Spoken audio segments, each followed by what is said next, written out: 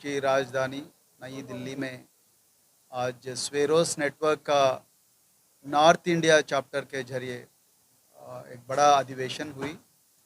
ये अधिवेशन का थीम था, मैं भी बनूंगी IAS, IPS and civil servant.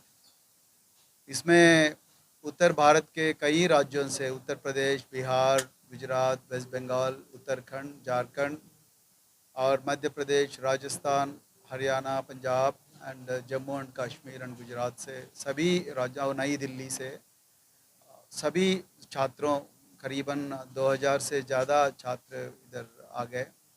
और कई ऑफिसर्स यहाँ के सिविल सर्विसेज में जो कामयाब हो गए, IAS, IPS, IRS, Indian forest service and कई रिटायर्ड ऑफिसर्स भी आ गए।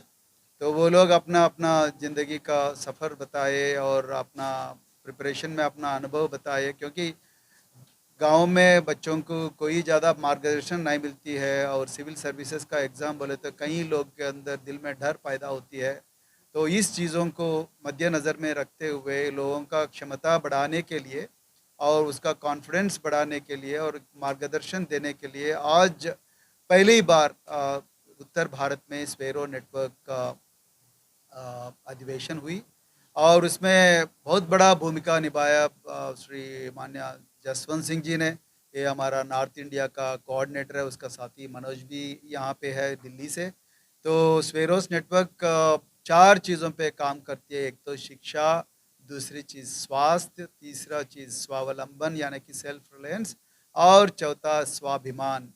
तो ये चीज़ों के ऊपर स्वेरोस नेटवर्क काम करती है। एक बड़ा शिक्षा के ऊपर, शिक्षा क्रांति के लिए ये आंदोलन चल रही है देश में, क्योंकि देश में कम से कम 40% ये प्राइवेटाइज हो गए एजुकेशन। और जितने भी 1400 यूनिवर्सिटीज़ है उसमें 67% यूनिवर्सिटीज़ प्राइवेट यूनिवर्सिटीज़ हो गए। प्राइवेट यूनिवर्सिटी के वजह से सरकारी के शिक्षा जो है, सरकारी के विश्वविद्यालय जो है वो बहुत निर्लक्ष्य हो गए हैं और उसमें जितने भी छात्र पढ़ रहे हैं वो गरीब समाज के और उसका कोई सहारा नहीं है, कोई आशा नहीं है और बहुत दिक्कत उठाना पड़ रहा है गरीब समाज के छात्रों को। और इस चीज़ को मद्देनज़र में रखते हुए और छात्रों को विश्वविद्यालय से नहीं और कॉलेजेस नहीं और घरों में भी या मोहल्लों में भी परिवर्तन पाठशाला खोलने का एक बहुत बड़ा क्रांति का आंदोलन है स्वेरोस नेटवर्क का, शिक्षा क्रांति।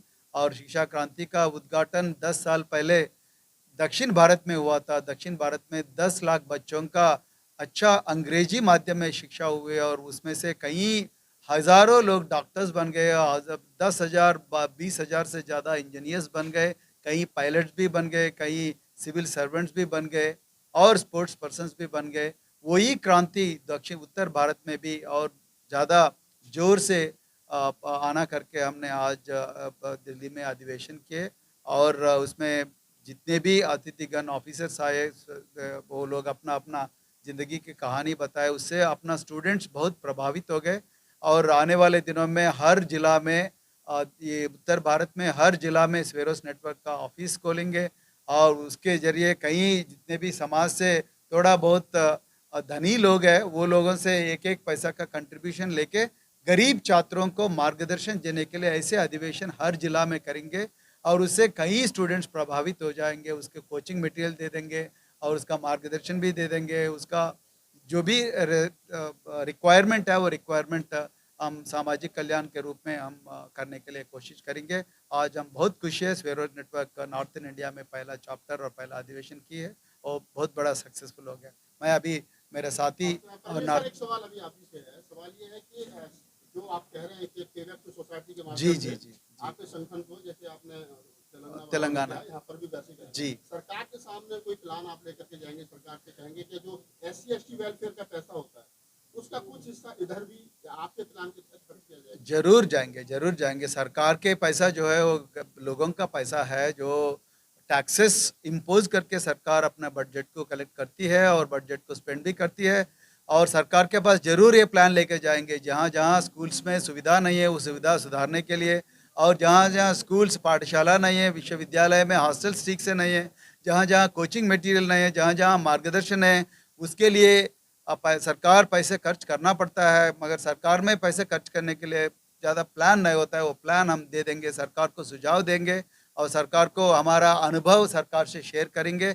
हम जितने भी काम किया उसमें जितने भी अच्छा रिजल्ट्स आए उस योजनाओं को सरकार के सामने खड़ा कर देंगे और सरकार को इम्प्रेस भी करेंगे कि आप ऐसा करें तो और गरीब लोगों का बड़ाई होगा करके। एजुकेशन पॉलिसी जो 2020 अभी जी सरकार ने लागू जी कर दी है, जी न्यू जी एजुकेशन पॉलिसी, जी उसमें स्किल डेवलपमेंट को लेकर के जो तमाम प्रकार के जो कोर्स सरकार करवा रही है, चपड़े का काम और तमाम जातियों से आधारित जो काम थे उन्हीं को कहीं ना कहीं सरकार बढ़ावा देने की कोशिश है।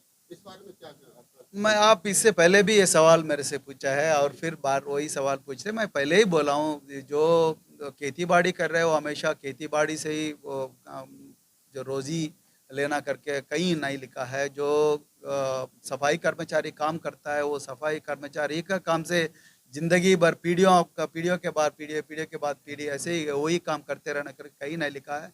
बाबा साहब संविधान में सोशल मोबिलिटी के बारे में कहा है, इक्वालिटी ऑफ अपॉर्चुनिटी के बारे में कहा है और कोई भी इस देश में justice, liberty, equality and fraternity राज्य ये संविधान के प्रियम्बल में लिखा हुआ है। उसमें कोई भी आदमी ये देश में पैदा हुआ है, कोई भी नागरिक, कोई भी अपने दिल को जो तसल्ली देती है वही चीज़ करना चाहिए। ऐसा नहीं है कि एक गरीब समाज से वो हमेशा गरीब ही रहना करके, ऐसा नहीं है, हम उसके खिलाफ है। जो सफाई कर्मचारी के खानदान से कोई सॉफ्टवेयर इंजीनियर भी बन सकता है, आईएएस ऑफिसर भी बन सकता है, कोई बिजनेसमैन भी बन सकता है, कोई विदेश में जाके एक प्रोफेसर भी बन सकता। ऐसा कोई रोक नहीं रहना चाहिए, उस विचार के खिलाफ है हम। तो यही चीज़ मैं बोलना चाहता। जी, आपके नेतृत्व में यहाँ पर जो है आज पहली बार ये सेमिनार आयोजित किया गया है, तो क्या कहना चाहोगे, कितने परसेंट नंबर देना चाहोगे आप अपने आप को इस सेमिनार के बाद? ये तो आपको देने हैं। आपको एक मन की संतुष्टि के लिए देखिए, आपने मन जो की काम संतुष्टि किया, तो कितना ये खुश है हैं? कि अभी जैसा सर ने बताया कि आज हम लोगों ने जो सेमिनार किया है नॉर्थ के राज्यों में, देश के सभी राज्यों से, नॉर्थ के जितने भी राज्य हैं सभी राज्यों से लोग यहाँ पर उपस्थित हुए हैं और हमें ऐसी आशा और उम्मीद है कि जल्द ही हम लोग नॉर्थ के प्रत्येक डिस्ट्रिक्ट में, हर राज्य के प्रत्येक डिस्ट्रिक्ट में स्वरोजगार नेटवर्क की टीम तैयार करेंगे और जल्द ही हम प्रत्येक राज्य के प्रत्येक कैपिटल में हम लोग इस तरीके के सेमिनार करेंगे ताकि समाज में समरसता फैले और स्वरोज नेटवर्क के माध्यम से जो शिक्षा क्रांति हम लेकर के गए हैं, जो लेकर के चल रहे हैं, वो शिक्षा क्रांति हम घर घर तक ले जाना चाहते हैं। सर, आप मनोज जी थोड़ा बताइए हमारे दर्शकों को कि जिस प्रकार से सर ने कहा और आपके साथी ने बताया, लगता है कि निकट भविष्य में जो एजुकेशन में बहुत ज्यादा गैप होता जा रहा है और एजुकेशन जिस प्रकार से महंगी हो रही है, गलगोटिया यूनिवर्सिटी जैसी आ गई, एमबीबीएस कराने के लिए करोड़ों रुपया चाहिए, एससी एसटी ओबीसी माइनॉरिटी समाज के पास पैसा नहीं है, तो ऐसे में उन यूनिवर्सिटियों का या उन बच्चों का कैसे आप मतलब उस कंपटीशन में आपका हिस्सा ले पाएंगे? जैसे कि सर भी बता चुके हैं, लास्ट टाइम जो हमारी प्रेस वार्ता हुई थी उसमें भी सर ने बताया था कि स्वरोज नेटवर्क जो है अपने स्टूडेंट को जो हेल्प करता है, जो उनकी हेल्प से जो लोगों की नौकरियां लगती हैं या बिजनेस स्टार्ट करते हैं, उसमें कुछ ना कुछ कंट्रीब्यूट रिटर्न नेटवर्क स्वरोज नेटवर्क को करना होता है, जिस फंड से जो और बच्चे छूट रहे हैं उन बच्चों की हेल्प होती है। इसी प्रोविज़न को लेकर के स्वरोज नेटवर्क चल रहा है, दक्षिण भारत में चल रहा है और हम आशा करते हैं, जैसा आज का हमारा अधिवेशन हुआ बहुत अच्छा हुआ, देश के सभी राज्यों से जो स्टूडेंट आए सभी ने साथ दिया और इसी उम्मीदों के साथ हम हर राज्य, उत्तर भारत के हर राज्य की हर राजधानी में, हर गांव में परिवर्तन पाठशाला चलाएंगे और इसी टाइप का अधिवेशन हम आगे भी करते रहेंगे, जिससे कि जो लोग हमारे जागरूक हो, समाज का भला हो और इसी चीज़ को लेकर के जो है हम आगे बढ़ते रहें। परवीन सर, एक सवाल लास्ट आपसे ले लेते हैं। सवाल ये है कि बाबा साहब डॉक्टर अम्बेडकर का जिक्र आप बार-बार कर रहे हैं अपने हर संबोधन में, हाँ जी हाँ जी हाँ जी। तो इसका मतलब आप उनसे बहुत ज़्यादा प्रभावित हुए हैं। और बाबा साहब डॉक्टर अम्बेडकर की कोटेशन है कि शिक्षा जो है वो हर आदमी को शिक्षित बने। तो बाबा साहब डॉक्टर अम्बेडकर ने अपने जीवन काल में कई कॉलेज, कोई विश्वविद्यालय सब उन्होंने बनाए, प्रोविडेंस कॉलेज उन्होंने बनाया और उन्होंने कहा कि शिक्षा के अपने हब बनाने पड़ेंगे। तो जो आपका संगठन है, क्या अपनी भी यूनिवर्सिटी, अपने कॉलेज खोलेगा या मतलब कुछ इस क्षेत्र में काम करेगा? वो दिन भी आएगा, वो दिन भी ज़रूर आएगा। पहले तो हम सरकार में जितने भी विश्वविद्यालय है, सरकार में जितने भी पाठशाला है, कलाशाला है, उसका यूज़ हम ज़रूर कर लेंगे, उसका सहारा ज़रूर लेंगे। मगर उस दिन जब हम ज़िंदगी में आगे बढ़ेंगे ज़रूर खुद का विश्वविद्यालय भी बनाएंगे और सभी लोगों को देंगे, न केवल एक ही समाज के लोगों को नहीं देंगे, सभी लोगों को हम, और वो भी अच्छा शिक्षा, क्वालिटी शिक्षा दे देंगे। ज़रूर, ये तो ख्वाब है, ज़रूर एक दिन सच होगा ये ख्वाब। मेहनत के बारे में बहुत ज़्यादा बात किए, लेकिन मेहनत करने के बाद जब एग्ज़ाम का पेपर लीक होता है, लोगों को निराशा पैदा होता है, उससे कॉन्फिडेंस गिर जाता है और सुसाइडल टेंडेंसी भी आ जाता है लोगों को। तो हम सरकार से उस दिन भी मांगे, आज भी मांग रहे हैं, हम सीबीआई का जांच हो जाना चाहिए और उसके मुताबिक सीबीआई का जांच भी हो रहा है। अब जांच पूरा नहीं हुआ, उसके बारे में नहीं बता सकता हूँ, लेकिन ये देश में एक शासन के ज़रूरत बहुत ज़्यादा है कि ये जो भी लीक करता है उसको फांसी देना चाहिए। जो एग्ज़ाम के पेपर लीक करता है उसको ज़रूर फांसी देना चाहिए, तब भी ये देश में ये देश में लीकेजेस कम होता है।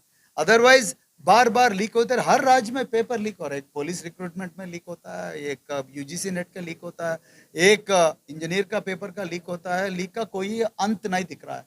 इसीलिए एक बड़ा शासन आना चाहिए और शासन से इसका थोड़ा कंट्रोल, स्पेशल शासन आना चाहिए, जैसा prevention of money laundering act PMLE है। तो ऐसा एक शासन लागू होना चाहिए देश में ताकि लीकेजेस कम होते रहे। तो हम इसका डिमांड करते हैं। सम्मेलन किया है, इसको क्या माना जाए, एक शिक्षा क्रांति है? ये शिक्षा है, बिल्कुल शिक्षा क्रांति है। हजारों छात्र आ गए। बिगुल फूक चुका है, बिगुल आज उसका फूक चुका है। यस, आज बिगुल बिगुल शिक्षा क्रांति का बिगुल हो चुका है। देखिए, ये देश में हर समस्या, हर तरह का समस्या है, लेकिन सब शिक्षा से जुड़ा हुआ है।